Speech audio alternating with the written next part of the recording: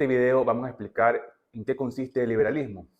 ¿Será que es esa corriente de pensamiento tan demonizada, tan criticada, tachada de cruel e inhumana por múltiples líderes políticos, religiosos y culturales?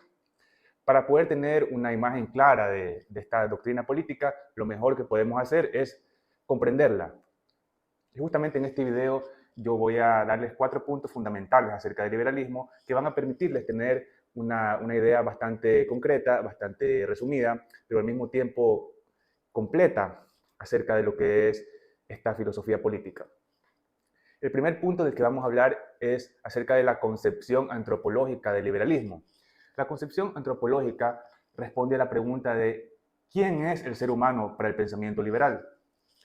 Y justamente tenemos que tener presente que para la escuela liberal el ser humano es una criatura que está dotada de ciertos derechos que son inherentes a su dignidad.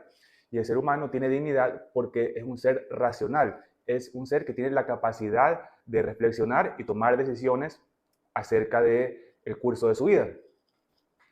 Por ello, uno de los pensadores que resulta como fundamento de este pensamiento político es Immanuel Kant.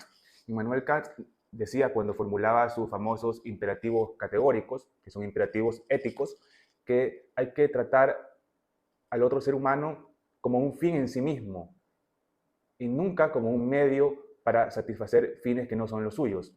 Es decir, está de alguna manera prohibiendo la instrumentalización del ser humano. Y justamente esto es esencial para la ética liberal y por ende para su concepción antropológica.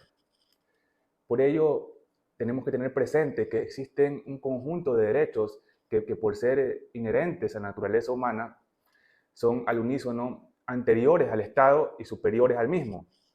Y estos derechos fueron magníficamente resumidos por uno de los padres del liberalismo, John Locke, quien los sintetizó como el derecho a la vida, a la libertad y a la propiedad. Y justamente hay que tomar en consideración un aspecto muy importante de estos derechos, y es que son derechos negativos. ¿Y qué significa que sean derechos negativos? Pues que exigen al otro una obligación de no hacer. Es decir, una obligación de abstenerse a atacar, a agredir la vida, la libertad y la propiedad del prójimo. A diferencia de los derechos del socialismo, es decir, los famosamente conocidos como derechos sociales, que imponen un deber positivo, es decir, una obligación de dar o de hacer, que, bueno, pues precisamente son aquellos que son promovidos por la socialdemocracia y por los marxistas más duros también. Entonces, tenemos que tener en cuenta que esta es la concepción antropológica del pensamiento liberal, de que el ser humano está dotado de una dignidad inherente y tiene ciertos derechos que son inalienables y son, pues, como bien he mencionado, superiores al Estado y anteriores al mismo. Y esto va a ser muy importante cuando desarrollemos nuestro segundo punto, ya van a ver por qué. Ahora sí, vamos a poder hablar acerca de nuestro segundo punto, que es la limitación del poder del Estado.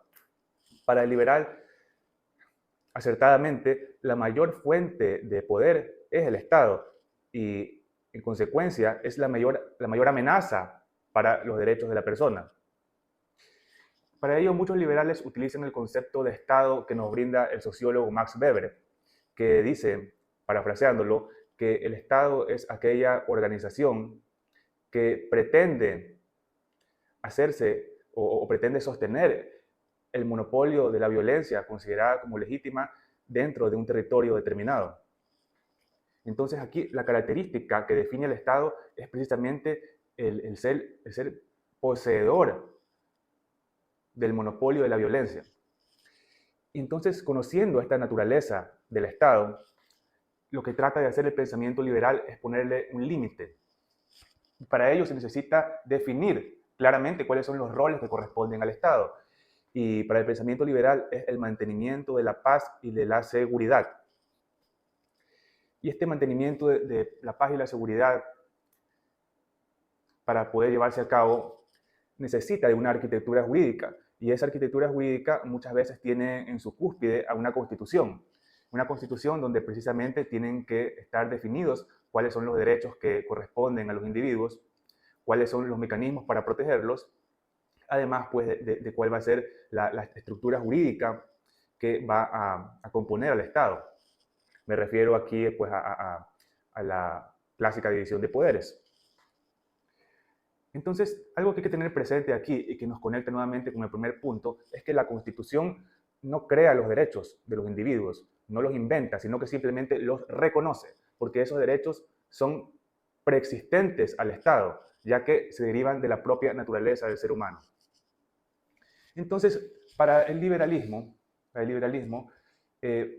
está justificado el hecho de que se cree una asociación que tenga este monopolio legítimo de la violencia, pero con la condición de que esté sujeta a reglas claras.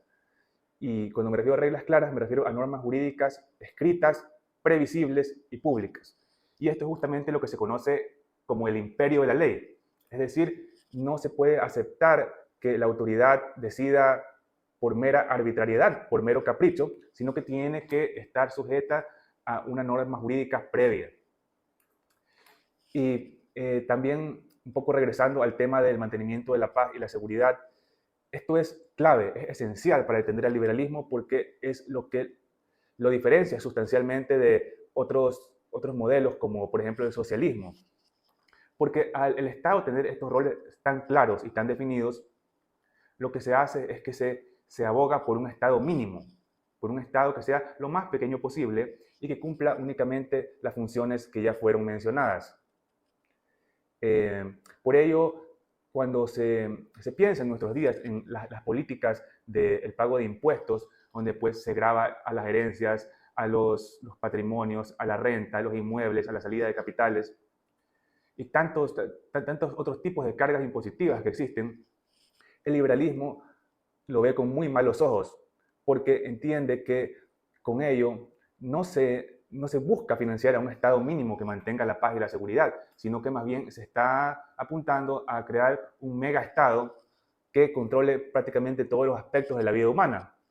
Y justamente esto se lo hace bajo la máscara de falsa moralidad de los llamados derechos sociales, en los que lo que se pretende es que se quite a unos parte del fruto de su trabajo para dárselo a otros y que esos otros así puedan financiar distintas necesidades o deseos, como por ejemplo la salud, la educación, la vivienda, el acceso a tecnología e incluso recientemente se habla también del derecho al ocio y a la recreación.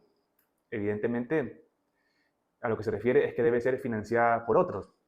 Y justamente otro muy importante representante del liberalismo como Frédéric Bastiat decía que esto era lo que se conocía como un despojo legal, es decir, que a través del Estado y mediante la ley, roba el fruto de su trabajo a ciertas personas para de esta manera poder entregárselo a otros y muy frecuentemente quedarse con buena parte de ello en el camino.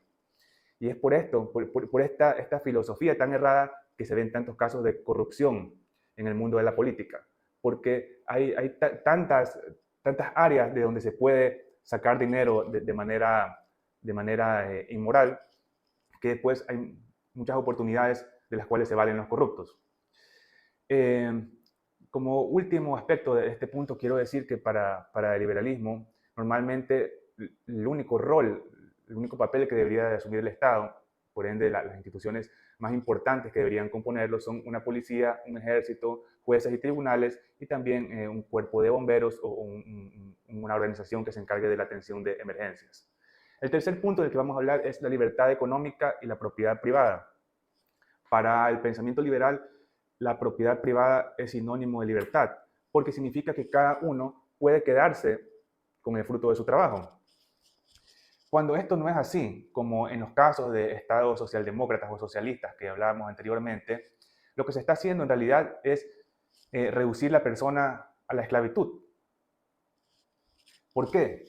Porque se tiene que tener en cuenta que cierta porción del tiempo de trabajo de esa persona, cualquier trabajo que ésta realice, va a quedarse sin recompensa. Es decir, no va a poder recibir una retribución por ese trabajo que ha realizado.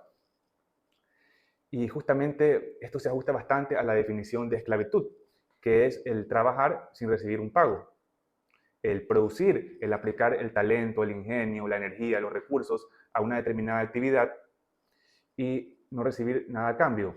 Por eso es que para el liberalismo es algo absolutamente inmoral este tema de las políticas llamadas redistributivas o de justicia social. Entonces hay que tener muy presente esto también. Por otro lado, para el liberal es muy importante el mercado, puesto que lo considera un espacio donde los individuos intercambian voluntariamente bienes y servicios. Y esto lo que ocasiona es que exista una fuerte cooperación social y una relación de ganar-ganar, puesto que cuando se realiza este intercambio voluntario, una persona entrega a la otra algo que considera que es equivalente, al menos subjetivamente, de lo que va a recibir a su vez. Y justamente por ello se considera que ambas personas consiguen lo que querían. Por ejemplo, el carnicero consigue dinero para comprar vegetales para su familia y a su vez la persona que hace de compradora tiene carne para poder dar a los suyos la dosis de proteína necesaria. Poniendo este ejemplo muy simple, se entiende cómo el mercado opera precisamente como este mecanismo o este espacio en el cual existe una colaboración entre los individuos que forman una sociedad. Pero ¿qué pasa cuando se interviene el mercado por parte del Estado? A través principalmente de impuestos o aranceles. Pues lo que ocurre es que se va eliminando el incentivo para producir, porque se conoce con certeza que parte de lo que se va a ganar va a ser luego sustraído por el Estado.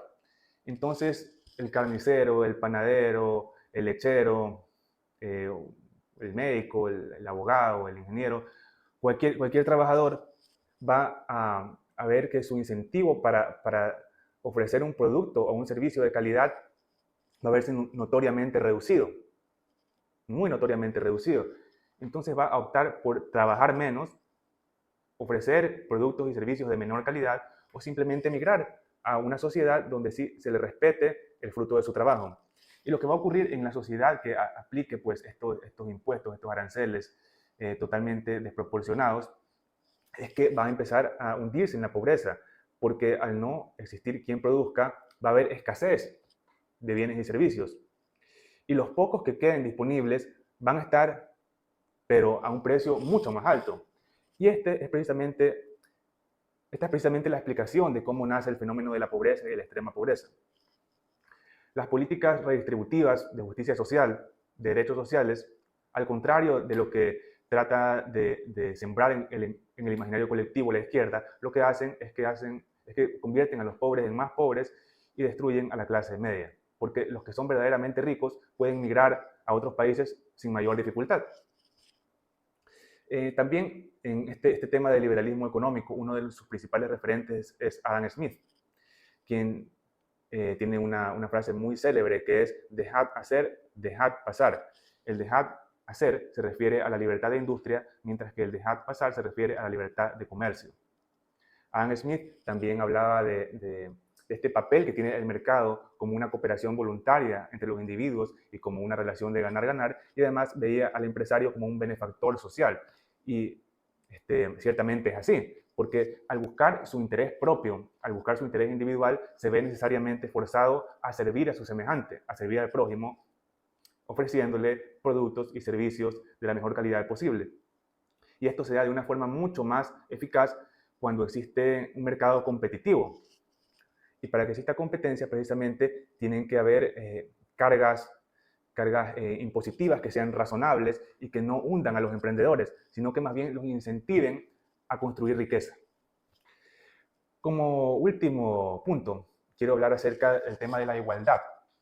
Cuando se habla de la igualdad, muy frecuentemente se considera que es una idea o un ideal necesariamente bueno y moral, pero hay que hacer una diferenciación, porque existe la igualdad formal y existe la igualdad material. El liberalismo defiende la primera, la igualdad formal, que es la igualdad ante la ley. Es decir, que la ley otorgue el mismo trato a todas las personas, sin hacer distinciones basadas en ninguna particularidad, como podría ser la raza, la edad, el sexo o la clase social. Pero en cambio, la igualdad material es la igualdad mediante la ley, o la igualdad a través de la ley. Es decir, que mediante la fuerza del Estado, que ya vimos que es el monopolio de la violencia, considerada como legítima, se quite a unos, es decir, el despojo legal del que hablaba Bastiat, para darle a otros, que supuestamente estarían en una situación de vulnerabilidad o necesidad. Esto para la doctrina liberal es inaceptable, por dos motivos. Primero, porque se está convirtiendo a la persona a la cual se le quita en un esclavo, puesto que no se le permite perseguir sus propios fines, su propio proyecto de vida, sino que se le obliga a financiar el proyecto de vida ajeno. Y esa es justamente la definición de esclavitud, una persona que no puede escoger sus propios fines, sino que tiene que servir a los fines de otro. Y la segunda razón es que la igualdad material es antinatural. Es antinatural porque todas las personas, al ser libres, podemos tomar diferentes decisiones, escoger diferentes caminos de vida, y eso necesariamente va a llevarnos a obtener resultados distintos. Entonces, la única manera de lograr la igualdad material es mediante la fuerza, lo que significa que se necesita un Estado omnipotente, omnipresente y omnisciente, que ejerza un control total sobre la vida de los individuos. Y justamente con esto podemos recordar al totalitarismo, a los totalitarismos del siglo XX, como el comunismo y el fascismo. Entonces, igualdad formal, igualdad ante la ley, sí; igualdad material, igualdad a través de la ley, no. Eso tiene que quedar muy claro. Por último, también, como para hacer una breve reseña histórica, cabe destacar que el liberalismo, el pensamiento liberal, nace entre los siglos XVII y XVIII como una reacción al absolutismo monárquico, que fue precisamente un sistema en el cual todo el poder estaba concentrado en unas mismas manos y no existía ningún límite a ese poder. Debido a ello, ustedes podrán entender mejor por qué el pensamiento liberal fue adoptando los distintos elementos que hemos revisado en este video. Espero que les haya gustado. Si es así, suscríbanse, pónganle like y pregunten o comenten lo que deseen. Muchas gracias.